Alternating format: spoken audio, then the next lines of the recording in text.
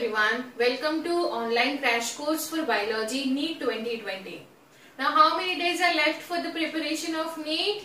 61 days are left for the preparation of NEET 2020. Remember 61 days guys. Okay, so now today we'll discuss the biological classification. We'll discuss, I mean to say that we'll see, like we have seen the living world in last session. So here we are going to analyze the biological classification today.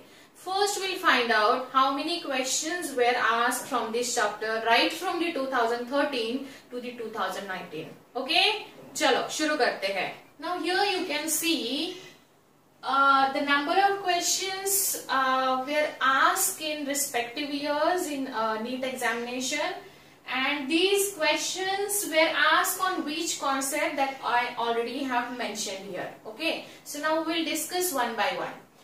When it comes to a biological classification, always remember from one question to almost like 3 questions, maximum 3 questions and minimum 1 question. So आप इस chapter को skip नहीं कर सकते हो. +4 या +12 आपको ये देखे जाएगा, right? But then first we'll discuss this thing and then I'll tell you number of question also were asked in this biological classification and plus cell. Like biological classification has a bacteria. Bacteria का थोड़ा सा concept है and bacteria prokaryotic cell में chapter number 8 में भी discuss किया हुआ है. So when you like in here phase 2 में again the 2 questions were from this chapter. इसमें से और 2 questions थे but they are in the like they are combining with the chapter number 8. मतलब वो दोनों question chapter number this thing biological classification और उस पे पूछे गए थे. Find out the incorrect statement. तो आपको याद रखना है. So now here see 2013 से शुरू करेंगे. 2 questions were asked in 2013. कौन से कॉन्सेप्ट पे पूछे थे? Cyanobacteria and आर्कियोबैक्टीरिया. आर्कियोबैक्टीरिया हम डिस्कस करेंगे, बहुत इजी है. It can tolerate any extreme condition, बस इतना याद रखना है. And how the you bacteria and आर्कियोबैक्टीरिया differ from each other वो हम पढ़ेंगे. Will discuss questions also. तो साइनोबैक्टीरिया आर्कियोबैक्टीरिया पे क्वेश्चन पूछा था 2013 में. 14 में again 3 questions. 5 kingdom system, आर्कियोबैक्टीरिया, viruses पे पूछा था. 2015 में 3 questions, Protista and Mycoplasma. This is also very important when it comes to the biological classification. NEET 2016 phase 1 had 3 questions based on viroid, cyanobacteria and Protista. Right? Golden algae मतलब Protista का member है. Phase 2 also had 3 questions, Methanogens, Protista again. 2017 में 3 questions. आर्कियोबैक्टीरिया, viruses, viroid का difference पूछा था and mycoplasma. So here you can also label this thing. Always remember the difference between these two. Difference आपको याद रखने हैं and mycoplasma. 2018 had 2 questions based on like which of the following would be a chief producers of the ocean. मतलब Protista ही है ये and protozoa. Protozoa is also the member of Protista. And NEET 2019 में only 1 question and that is based on virus, viroids and prions का which of the following is incorrect ऐसा question था. So now here we can analyze the hero concept from this chapter जहाँ आपको बहुत अच्छे से focus करना है. कौन सी कॉन्सेप्ट है? चलो आप ही बता दोगे मुझे कौन सी कॉन्सेप्ट हो सकती है. First of all this viruses. Viruses पे हर दूसरे साल क्वेश्चन पूछा गया है. Virus and viroid, right? So this is also virus, viroid. Here is also virus and viroid. So हमारा पहला हीरो कॉन्सेप्ट इस चैप्टर से बनता है वायरसेस, वायरॉइड्स एंड प्रियॉन्स. अगर इतना पढ़ ही रहे हो तो प्रियॉन्स भी, because prions recently NCERT book में इनकॉर्पोरेट किया गया है तो बहुत हाई चांसेस हो जाते हैं उस पे क्वेश्चन पूछने के. सो यहाँ मैं अपने हीरो कॉन्सेप्ट लिख रही हूँ. यहाँ मैंने पहला हीरो कॉन्सेप्ट इस चैप्टर का लिखा है virus, viroids and prions, right? Because recently question was being asked from this chapter. Then दूसरा कॉन्सेप्ट जो बिना लाइक कुछ लॉजिक लगाए हम लिख सकते हैं Protista. Protista is very important when it comes to this chapter. Protista का पूरे जो भी मेंबर्स है, chrysophytes, dinoflagellates, euglenoids, slime moulds and protozoans, सब कुछ रट के रखने हैं with their example and with their properties. Now Protista होने के बाद now we have to understand दूसरा कौन सा कॉन्सेप्ट है जो कि इस चैप्टर को हाईलाइट करता है। दूसरा कॉन्सेप्ट ये है आर्के बैक्टीरिया। आर्के बैक्टीरिया पे हर दूसरे साल क्वेश्चन है। एंड आर्के बैक्टीरिया के बाद हम पढ़ेंगे 5 kingdom classification system.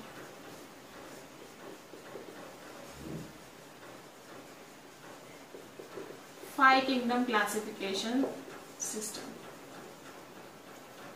Okay, so now see 5 kingdom classification system जब आप करोगे तो अपने आप मोनेरा आपका हो जाएगा, which has a bacteria in it. फिर उसके बाद प्रोटेस्टा बन जाएगा।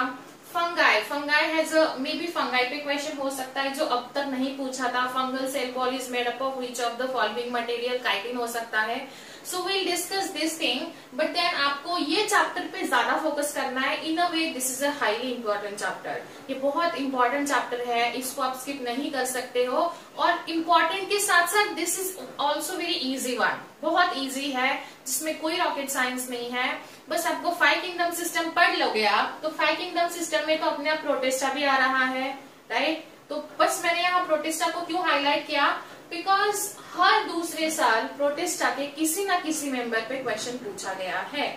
जो मेरे स्टूडेंट्स हैं जिनको मैं क्लासरूम में ऑलरेडी बता चुकी थी, तभी भी क्लासरूम के टाइम पे, protista is a highly important term when it comes to the NEET preparation. So protista आपको याद रखना है। एंड उसके बाद there is a small term given mycoplasma. Mycoplasma कौन से, लाइक बैक्टीरिया करोगे तो बैक्टीरिया के साथ साथ माइकोप्लाज्मा तो हो ही जाएगा आपका।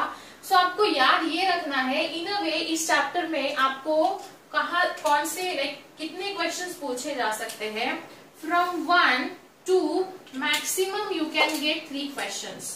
फ्रॉम 1 to 3 क्वेश्चंस आप अज्यूम करके चलिए। मतलब इस चैप्टर से definitely going to be a question in NEET examination, but then वो कहाँ से हो सकता है। 5 किंगडम सिस्टम बहुत इजी है, आप आराम से कर लोगे। 5 किंगडम के साथ साथ प्रोटेस्टा भी हो जाएगा आपका, मोनेरा भी हो जाएगा। And also you have to find out the difference between eubacteria and archaebacteria. What is the major difference between this and cyanobacteria has got which kind of special characteristic in it. सो आप इतना कर लोगे तो भी आपको ये chapter 3 अगर क्वेश्चंस आते हैं, if there are 3 questions then 12 marks आपको देके जाएगा। और एक क्वेश्चन आता है तो +4 भी देके जा सकता है। सो नाउ रिमेंबर दिस, कि आपके नोटबुक में लिख के रखिए। जब भी आप पढ़ोगे ये जो पॉइंट्स है यहाँ, इन पे ज्यादा फोकस करिए। समझ में आया आपको? Now will discuss the important concept from this chapter. So as you can see, 5 kingdom classification system is a very important part from this chapter. So we'll discuss 5 kingdom system quickly. The 5 kingdom system was proposed by R.H. Whittaker. R.H. Whittaker in 1969. This is a very important, I would say. Just उसको रट के रखिए एक बार. Here I have written everything like in terms of hero concept or in terms of important concept. The first concept this is the 5 kingdom system, right? So 5 kingdom system means first kingdom is Monera. This is a highly important kingdom, I would say. इसको पूरा रट के रखिए. Monera. Monera has Archaebacteria, Eubacteria, right? Archaebacteria, ancient bacteria. Eubacteria, true bacteria.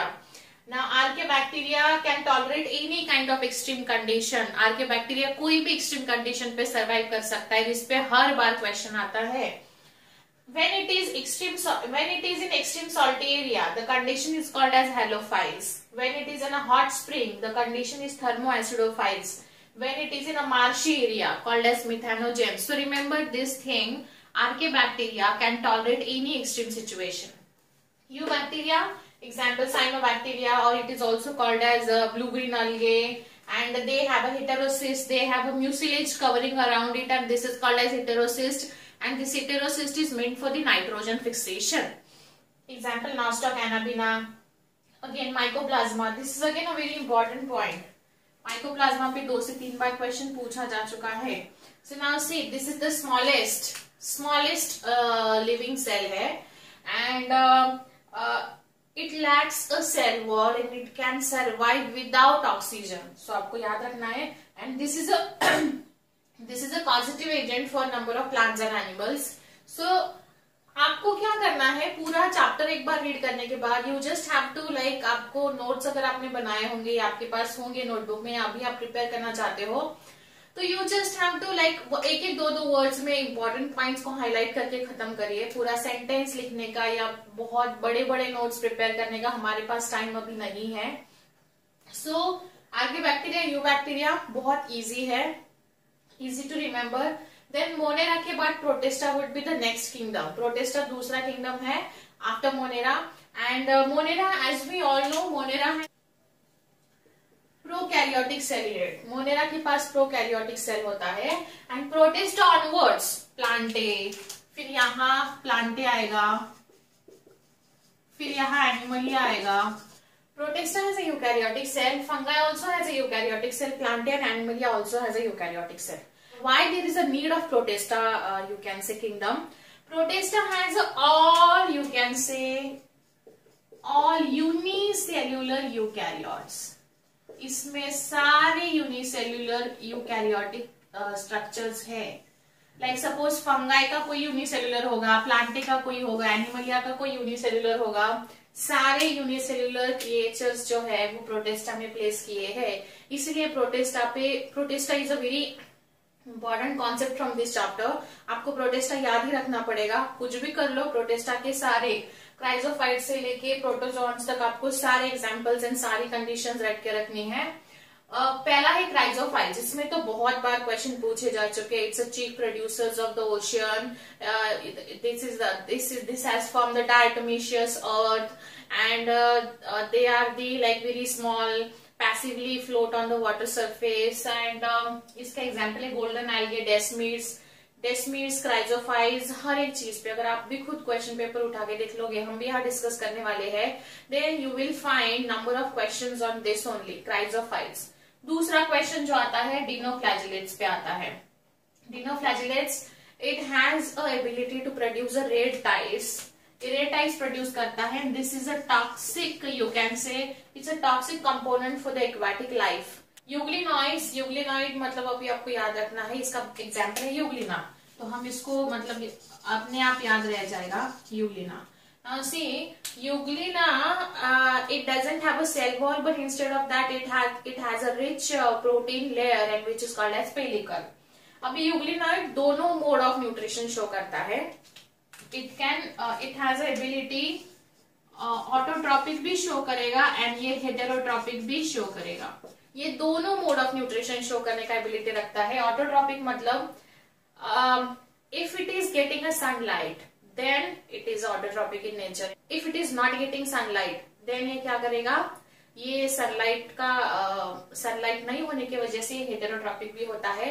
And surprisingly it has a chlorophyll pigment, जो कि higher plants में होते हैं, वैसा इसके पास क्लोरोफिल पिगमेंट्स है, राइट। So euglenoid.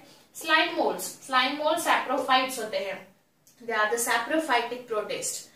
Saprophytes मतलब you can say these element or these members from the slime molds, they will feed on the dead organic matter.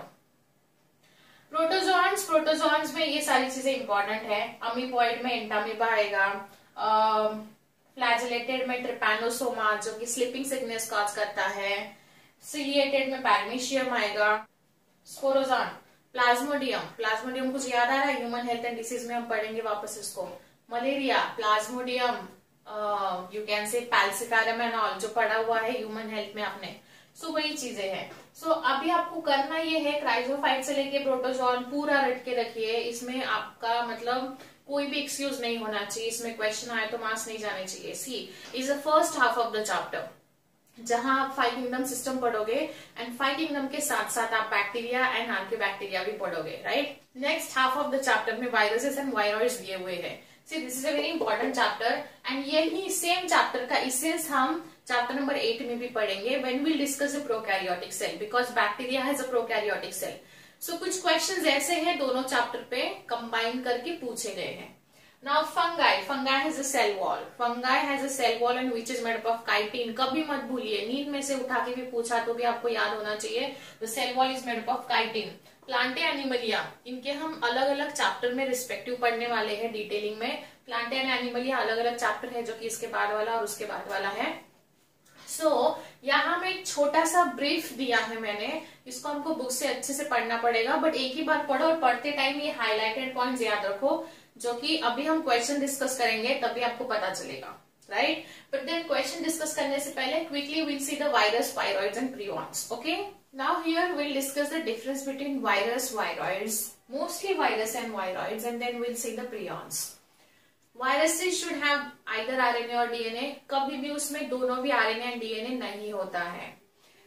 अगर वो प्लांट्स को इन्फेक्ट करता है तो that can be a question, अगर वो plants को इन्फेक्ट करता है तो it should have SS RNA.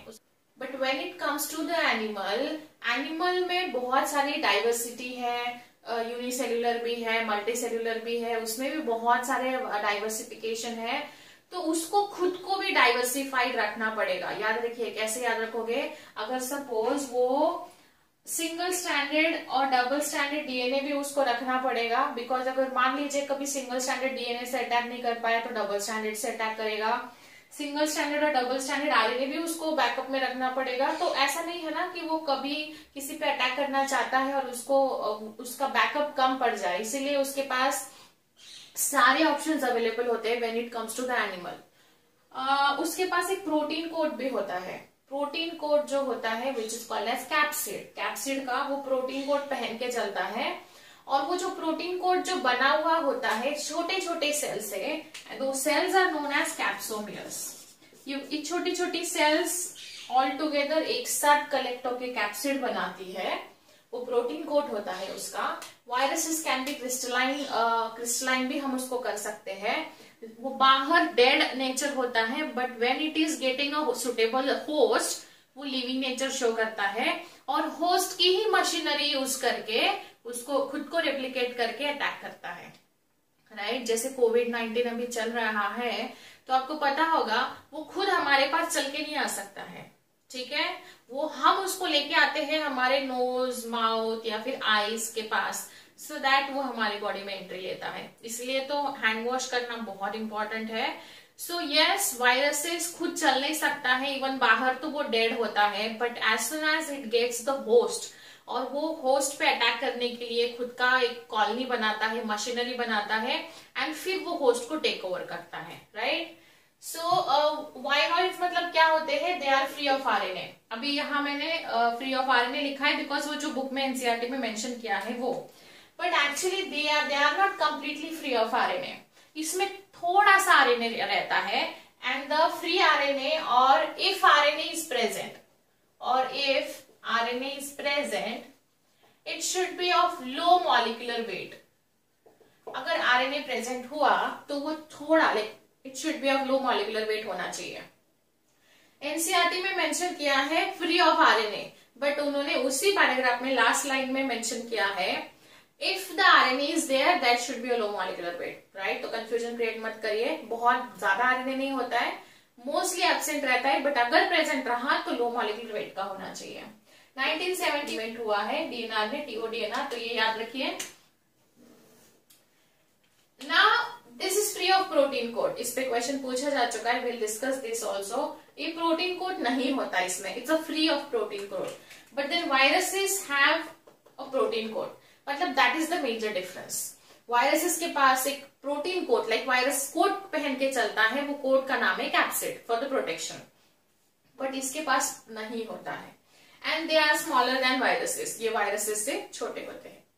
अगर हम प्रियॉन्स की बात करें तो प्रियॉन्स वायरसेस जितने ही सिमिलर साइज के होते हैं, एंड बेसिकली प्रियॉन्स मतलब ये कोई इन्फेक्टिव एजेंट नहीं है लाइक वायरसेस एंड बैक्टीरिया। ये हमारे बॉडी में प्रोटीन फोल्डिंग जो है वो मैकेनिज्म में थोड़ा सा एरर आ जाता है, एंड इसीलिए वो जो इन्फेक्टेड प्रोटीन होता है, इन्फेक्टेड मतलब उसको इन्फेक्शन नहीं हुआ है, बस वो उसके फोल्डिंग पैटर्न्स थे, उसके फोल्डिंग पैटर्न में भी ऐसा होना चाहिए, बट वो फोल्डिंग पैटर्न ऐसा हो गया है। सो नाउ दिस इज, अगर ये करेक्ट वाला पैटर्न है तो ये रॉन्ग हो जाएगा। तो when this correct pattern is like folded wrongly, तब जाके उस प्रोटीन को हम इन्फेक्टेड प्रोटीन बोलेंगे, और वो infected protein is nothing but the prions. इससे बीएसई नाम का डिसीज होता है, देखिए इससे बीएसई, जैसा डिसीज होता है, that is bovine spongiform encephalopathy, ये डिसीज होता है। This is also called as like mad cow disease भी बोला जाता है। इसमें जो रूमिनेंट एनिमल होते हैं, कैटल होते हैं, उनमें ये डिसीज थोड़ा पाया जाता है, इसलिए उसका नाम मैड काउ डिसीज है। ये काउ जो है थोड़ा सा एग्रेसिव बिहेव करती है इसमें। So yes, this is it. तो आपको याद रखना है, मैंने क्विकली आपको एक रिवीजन करवा दिया यहाँ से। अगेन वायरसेस का इन्वेंशन से लेकर, लाइक वायरसेस किसने फाइंड आउट किए, कहाँ से आए, इन्फेक्शियस स्टेज था, तो इसमें 4 साइंटिस्ट के नाम दिए हैं इस चैप्टर में। लेकिन हम यहाँ क्वेश्चंस जिन कॉन्सेप्ट पे पूछे हैं वही डिस्कस करने वाले हैं। तो मैं आपको सजेस्ट करती हूँ कि एक बार वो साइंटिस्ट के नाम भी देख लीजिए and you are done with this chapter. Now we discuss the questions जो कि 2013 से पूछे गए हैं। Now here we'll discuss the questions. These questions were asked like from 2013 to 2019. Okay, so now first NEET 2013. Now you can see here the questions. Questions were very easy. Questions बहुत easy थे। जैसे हमने अभी concept पे discuss किया, questions बहुत easy है but questions थोड़े कंफ्यूजिंग है, राइट? मैं अभी समझाती हूँ आपको। Now your first question from 2013, pigment containing membranous extension in some cyanobacteria are, ये दिया हुआ है बुक में। इसका आंसर जो है ये बहुत कम टाइम में आपसे टिक होना चाहिए। एंड देखो, हेटेरोसिस्ट तो नहीं होता है, heterocyst it's a mucilaginous sheet around it for the nitrogen fixation. So ये ऑप्शन हमारा स्ट्रेट में डिलीट हो गया। Basal body is not the correct one. Pneumatophores, ये कहाँ से आ गया न्यूमैटोफोर्स? न्यूमैटोफोर्स तो मॉर्फोलॉजी में है, राइट? सो आंखें बंद करके क्रोमैटोफोर्स, अगर आप थोड़ा सा लॉजिकली सोचोगे तो भी you can able to find out the correct option. So chromatophores, see cyanobacteria में कौन से ये होते हैं, पिगमेंट्स होते हैं। See cyanobacteria is also called as blue green algae. Blue green algae है मतलब इसका ये है कि वो फोटोसिंथेसिस कर सकता है because they have a pigment. So pigments known as chromatophores. बहुत इजी था।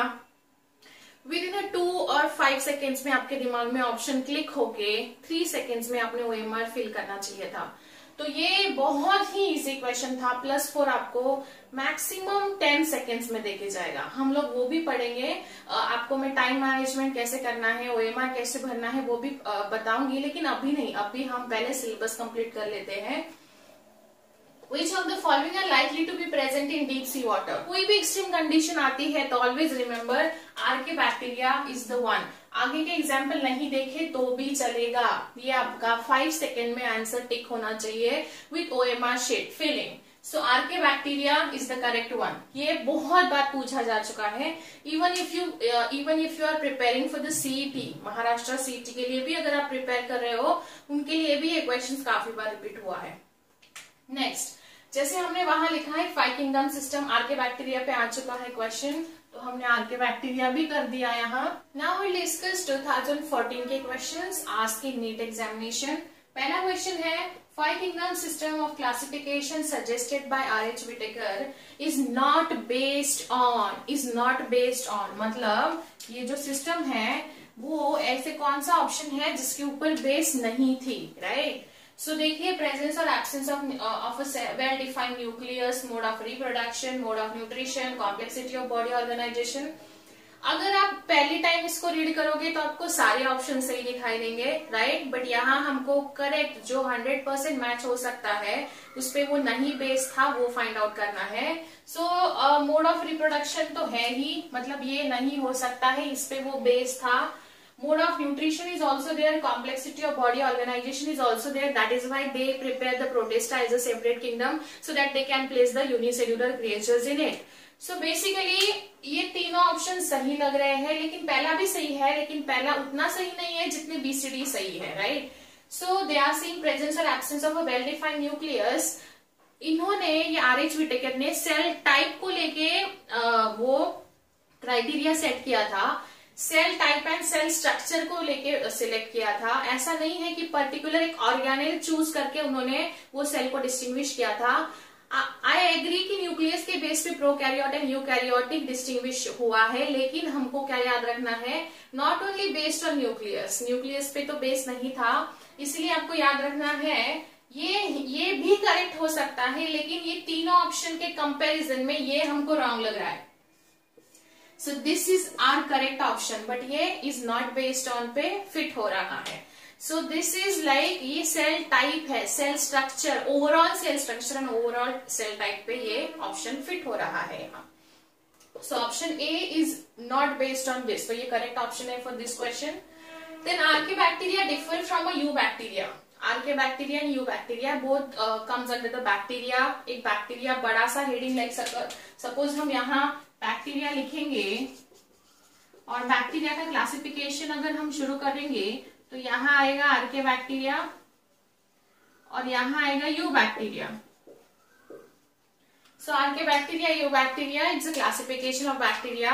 सो बेसिकली ये दोनों एक दूसरे से कैसे डिफर करते हैं. Archaebacteria can tolerate any extreme condition, जो हमने देखा डीप सी वाटर में भी ये ड्वेल कर सकता है. सो इसको स्ट्रॉन्ग करने के लिए उसका सेल मेम्ब्रेन का स्ट्रक्चर स्ट्रॉन्ग होना चाहिए. So that is the main criteria which differs both of them with each other, right. So this is the cell membrane structure.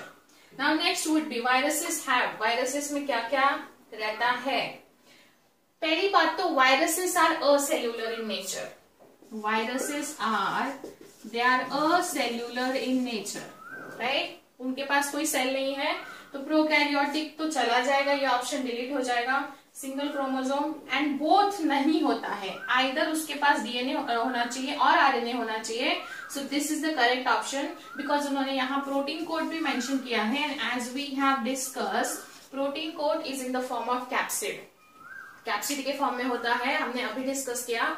So yes, पहले तो अगर आपको पता है, किसी स्टूडेंट ने उसको बहुत अच्छे से पढ़ा है, तो तुरंत इस ऑप्शन के साथ वो क्वेश्चन सॉल्व करके आगे जाएगा. लेकिन अगर आपको कंफ्यूजन हो रहा है तो just try to eliminate the incorrect option. पहले इनकरेक्ट ऑप्शन डिलीट करना सीखिए, फिर उसके बाद आप करेक्ट ऑप्शन तक पहुंच सकते हो, राइट. सो ये हमने 13 एंड 14 के क्वेश्चन देखे, अभी डिस्कस किए.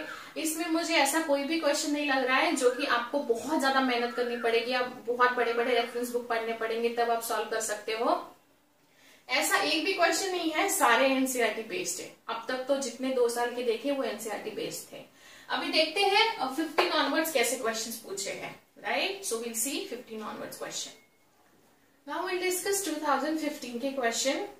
सो नाउ 2015 में तो बहुत इजी क्वेश्चन पूछे थे, like cell wall is absent. Cell wall is absent मतलब अगर देखा जाए तो इसमें इतने इजी क्वेश्चन थे कि +12 मिलने में कोई दिक्कत नहीं होनी चाहिए थी यहाँ. मतलब इतने इजी क्वेश्चन थे. तो इस चैप्टर से ऐसे ही क्वेश्चन आते हैं. डरो मत, माइंडसेट आपका बहुत अच्छा रखो, कॉन्सेप्ट क्लियरिंग अंडरस्टैंडिंग रखो, कॉन्सेप्ट क्लियर करके अंडरस्टैंडिंग रखो, कोई दिक्कत नहीं होगी. तो पहला है cell wall is absent in. अगर आप सपोज मान लीजिए किसी को पता है तो वो नो डाउट 1 सेकेंड में माइकोप्लाज्मा पे टेक करेगा. बट अगर किसी को नहीं भी पता है तो भी मैं यहाँ बता देती हूँ आपको इसको कैसे फाइंड आउट करोगे. फ्यूनारिया एंड अगर आपको एस्परजिलस, नॉस्टॉक ये अगर मेंबर आप देखोगे तो फ्यूनारिया मतलब क्या होता है. फ्यूनारिया ये किसका मेंबर है. फ्यूनारिया अगर आपको याद होगा तो ये ब्रायोफाइटा का मेंबर है. तो ब्रायोफाइटा का मेंबर है तो इसमें तो सेल वॉल होनी ही चाहिए. तो ये ऑप्शन आपका डिलीट हो जाता है, ये ऑप्शन आपके दिमाग से हट गया. फिर एस्परजिलस, ये भी आपके दिमाग में हटना चाहिए, बिकॉज ये भी तो क्या है, फंगाई है.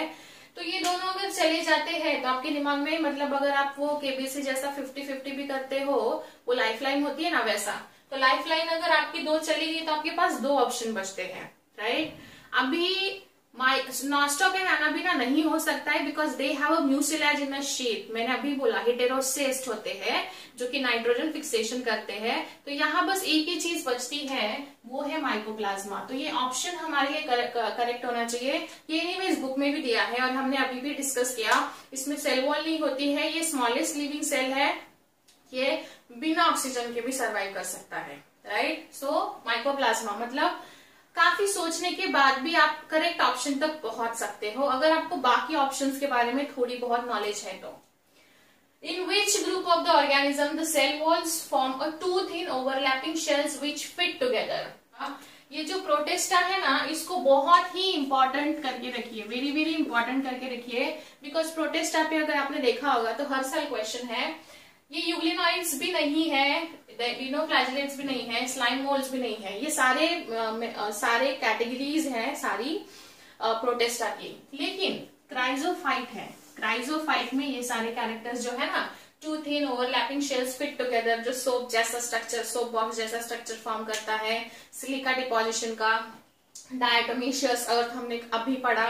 सो यस, क्राइजोफाइट ये बहुत इजी क्वेश्चन था डील करने में। Pick up the wrong statement, अभी हमें यहाँ रॉन्ग स्टेटमेंट को चूज करना है, तो चलो पहले फाइंड आउट करते हैं कौन से करेक्ट स्टेटमेंट यहाँ दिए हुए हैं। तो protista has a photosynthetic and heterotrophic mode of nutrition, सही बात है। अगर उसको सनलाइट मिलता है, ये यूग्लिनॉइड किधर गया, हाँ, तो ये यूग्लिनॉइड, इसको सनलाइट मिलता है तो ये autotrophic mode of nutrition show करेगा। अगर if it is not getting sunlight तो ये हेटेरोट्रॉपिक हो जाता है। सो ये सही ऑप्शन है, मतलब ये इस क्वेश्चन का ऑप्शन नहीं हो सकता है, बिकॉज हमें रॉन्ग चूज करना है और ये है करेक्ट वन। चलो, तो ए हमारा आउट ऑफ फोकस हो गया। Some fungi are edible, yes, some fungi are edible. Mushroom, mushroom खाते हैं ना हम, तो mushroom is the example of fungi, तो ये भी करेक्ट ऑप्शन है। सो ये करेक्ट है, हमें रॉन्ग स्टेटमेंट ढूंढना है। Nuclear membrane is present in Monera, अभी मुझे एक चीज बताओ, न्यूक्लियर मेम्ब्रेन अगर प्रेजेंट होता मोनेरा में तो वो यूकैरियोटिक होता कि प्रोकैरियोटिक? बिकॉज उसमें न्यूक्लियर मेम्ब्रेन नहीं है, इसलिए तो प्रोकैरियोटिक है ना। तो ये न्यूक्लियर मेम्ब्रेन प्रेजेंट नहीं होता है, एब्सेंट होता है, राइट। चलो फिर भी नीचे वाला देख लेते हैं क्या है। D, cell wall is absent in animalia, that is also correct. तो हमारे लिए जो रॉन्ग स्टेटमेंट बनता है वो ये है, तो ये सी ऑप्शन, ये क्वेश्चन नंबर 3 के लिए सुटेबल है। कितना इजी था। अगेन ये जो था, ये 5 किंगडम सिस्टम एंड प्रोटिस्टा पे कंबाइंड क्वेश्चन पूछा गया था, ये पूरा प्रोटिस्टा पे पूछा गया है। और ये माइकोप्लाज्मा मतलब एक छोटा सा कॉन्सेप्ट है, मे बी आप यहाँ आपकी हीरो कॉन्सेप्ट में माइकोप्लाज्मा भी आप कंसिडर कर सकते हो। इसमें 3 चीजें याद रखनी है, smallest cell can survive without oxygen and ये विदाउट सेल वॉल का होता है, ठीक है।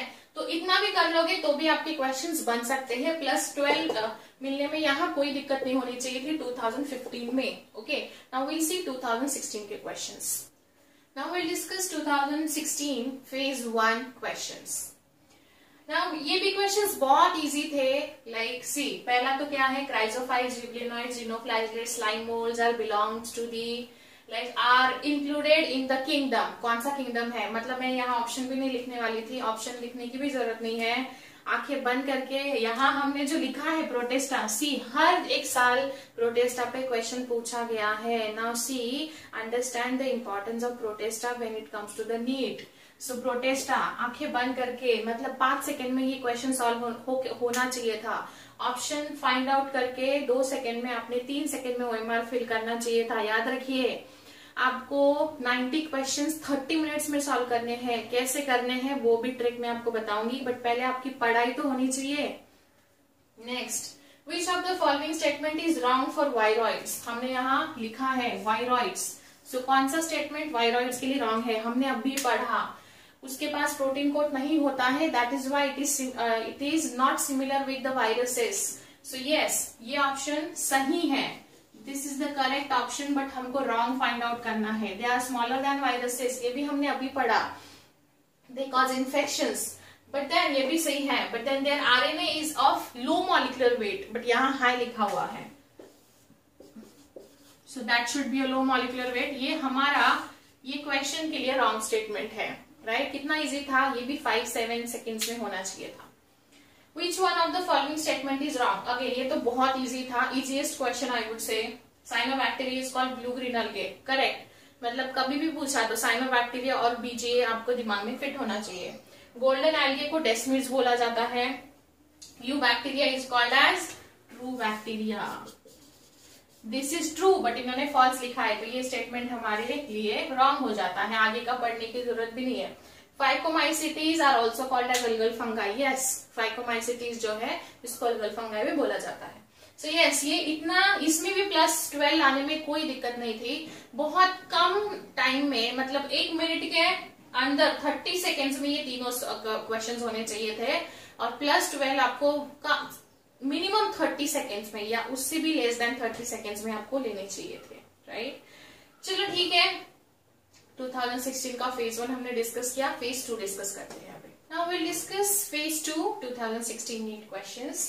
Methanogens belongs to, again see, protista वापस आ गया, dinoflagellates, slime molds, dinoflagellates, slime molds, they are the members of the protista kingdom. Eubacteria and आर्कियोबैक्टीरिया हमने अभी पढ़ा, मिथानोजेंस जो होते हैं वो आर्कियोबैक्टीरिया की मेंबर्स हैं, मतलब ये प्लस एक 5 सेकेंड में आपका मार्क करके होना चाहिए था।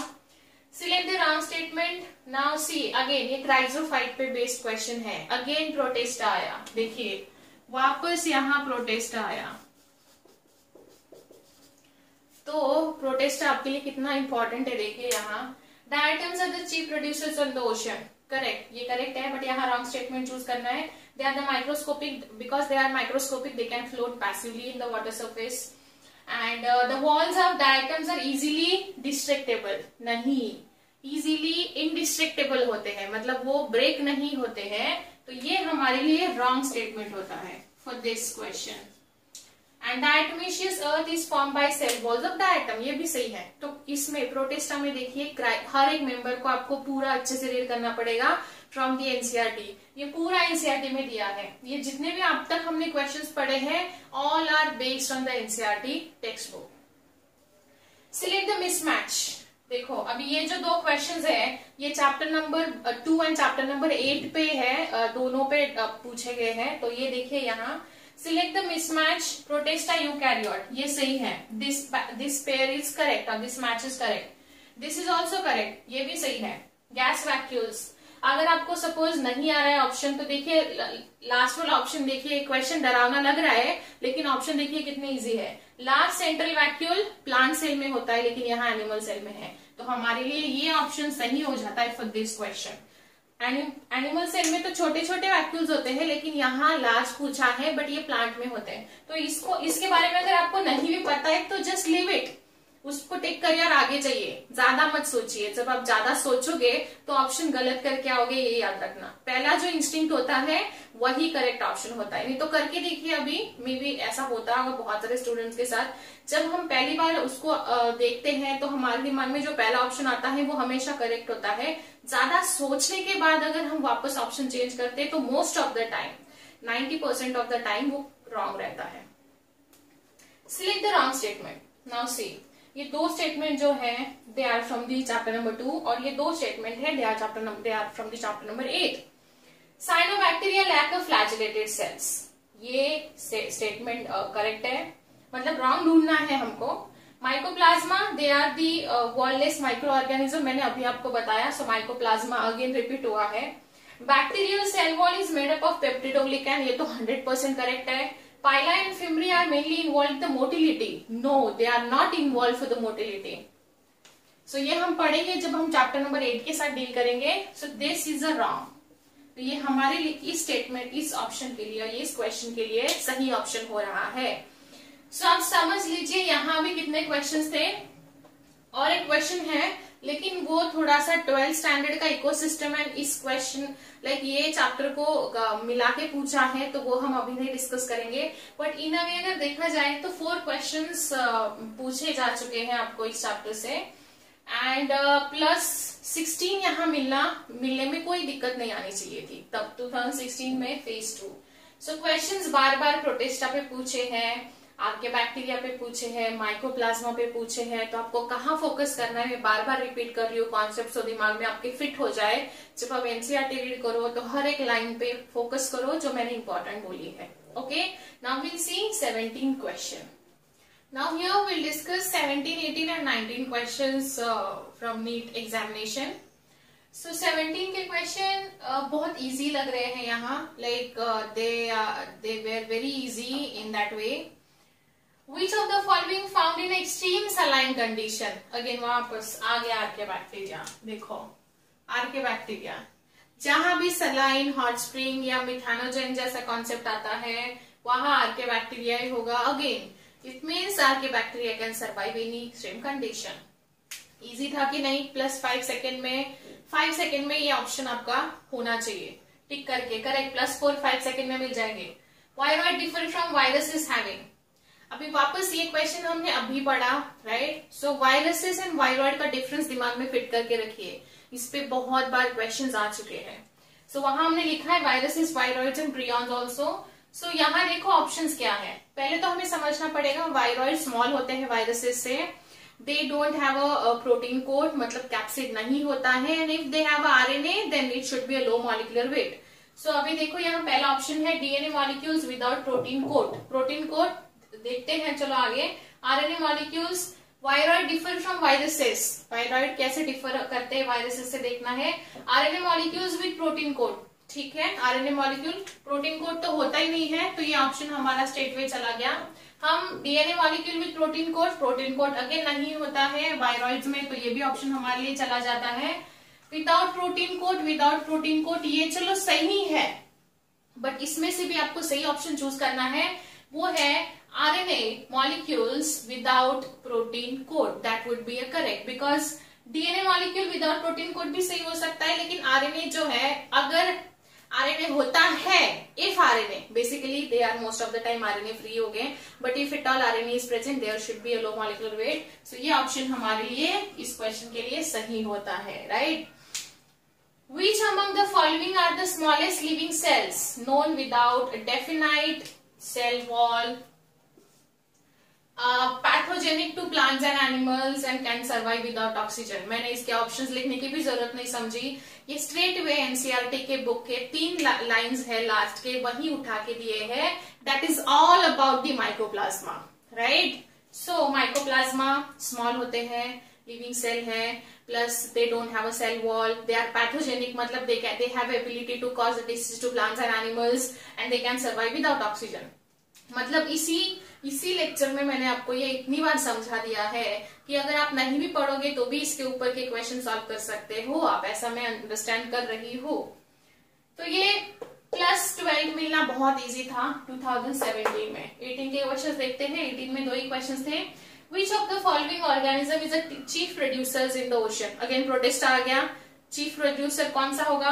क्राइजोफाइट्स, बट क्राइजोफाइट्स दिया है क्या? नहीं दिया है, अभी क्या करें, क्राइजोफाइट्स तो है ही नहीं मैडम।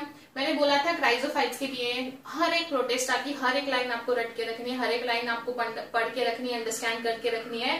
तो क्राइजोफाइट्स मतलब डिनोफ्लैजिलेट तो नहीं होगा, ये अलग सा मेंबर है प्रोटेस्टा का, यूग्लिनॉइड अलग सा मेंबर है, और साइनोबैक्टीरिया तो है ही नहीं उसका member, right. So diatoms are the members of the chrysophytes, right. चलिए यहाँ आप ऐसे ऑप्शन के पास आ सकते हो। Ciliates differ from all other protozoans. Again Protista आया, प्रोटेस्टा पे क्वेश्चन, प्रोटेस्टा बहुत इंपॉर्टेंट है। Using ciliates differ from all other, ciliates कैसे डिफर करते हैं? Using flagella for their locomotion, having a contractile vacuole for removing of excess water, using pseudopodia for capturing prey, having a 2 types of nuclei. This is the correct one for this. इसमें 2 होते हैं, mega nucleus और micro nucleus, में भी आपने पढ़ा होगा। So yes, having 2 type of nuclei, नहीं मतलब इससे वो डिफर करता है। फिर उसके बाद ये भी +8 लेके आना बहुत इजी था 18 में। Which of the following statement is incorrect? Right, चलो अभी ये भी in terms of viruses, prions and viroids के टर्म में दिया है। अगेन इंपॉर्टेंट कॉन्सेप्ट हमने वहां लिखा है, viroids lack a protein code, this is a correct statement, ये करेक्ट है, हमको फाइंड आउट करना है incorrect, right. Viruses are obligate parasite, yes they are the obligate parasite. मतलब क्या होता है, मतलब they are getting in the activated form when they are getting a suitable host, जब उनको होस्ट मिलता है तब वो एक्टिवली बिहेव करते हैं, जब उनके पास होस्ट नहीं होता है तो वो डेड बिहेव करते हैं।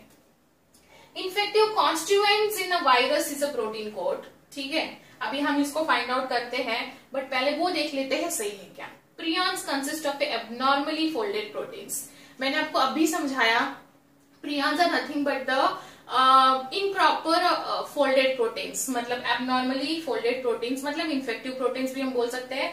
That is also correct, this is also correct, ये भी करेक्ट है, बट ये बचता है।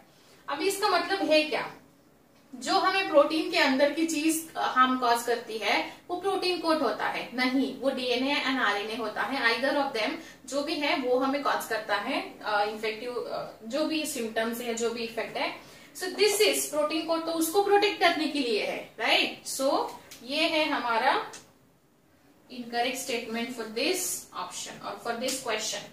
सो इन अ वे हमें इस चैप्टर से ये पता चल रहा है हमें कहाँ ज्यादा फोकस करना है, वायरसेस, वायरॉइड्स एंड प्रियॉन्स। हर एक चीज इसकी बुक्स में रीड करके रखी है एनसीईआरटी से। हमने अब तक जितने भी क्वेश्चंस पढ़े हैं all way from the NCERT. ऐसा एक भी क्वेश्चन ये है कि जो बाहर से आया है, तो don't worry about that. Protista बहुत इंपॉर्टेंट है। प्रोटेस्टा मतलब दिमाग में फिट ही करके रखिए, प्रोटेस्टा के बारे में आपको हर एक मेंबर का लाइन एंड लाइन बुक का याद होना चाहिए। आर्कियोबैक्टीरिया एंड यूबैक्टीरिया का कंपैरिजन पे क्वेश्चन पूछे जा चुके हैं। And finally 5 kingdom classification system जब आप करोगे तो अल्टीमेटली प्रोटेस्टा पे ज्यादा फोकस करना है। एंड माइकोप्लाज्मा अभी आपने देखा खुद ही कितनी बार क्वेश्चंस पूछे गए। तो yes, that was all about the biological classification, जो हमने इंपॉर्टेंट टर्म्स बाहर उसके साइड करके, हीरो कॉन्सेप्ट साइड करके लास्ट ईयर क्वेश्चन पेपर भी डिस्कस कर लिए। एंड हमने वो छोटी छोटी टर्म्स भी इन शॉर्ट पढ़ ली है। Now what you have to do, आपको इसके एमसीक्यू सॉल्व करने ही चैप्टर के। पहली बात तो एनसीईआरटी पूरा रीड करिए, जो भी हाईलाइटेड मैंने कॉन्सेप्ट यहाँ मेंशन करे हैं उसको अच्छे से रीड करिए।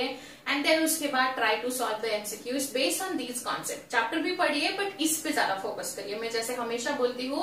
So yes, that was all about the biological classification.